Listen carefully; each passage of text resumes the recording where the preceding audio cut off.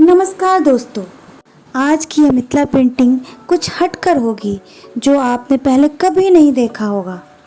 इस बार हमारा चैनल आपके लिए थीम बेस्ड मिथिला पेंटिंग लेकर आया है। आज के इस विशेष चित्र में एक लड़की नीले आकाश में बैठे सूर्यदेव से अपने हृदय की बात करजोड़ कर आंखों के माध्यम से रख रही है। तो आइए हम आज के इस थीम को मिथिला पेंटिंग के जरिए दर्शाते हैं।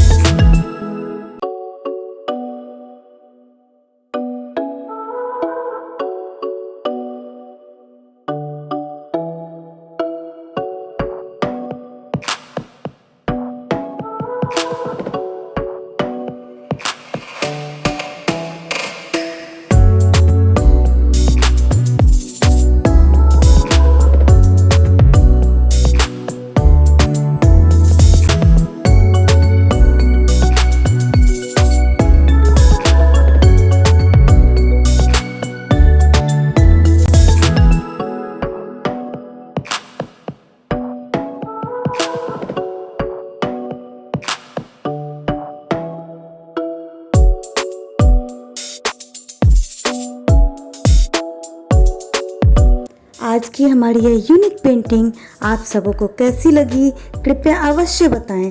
धन्यवाद।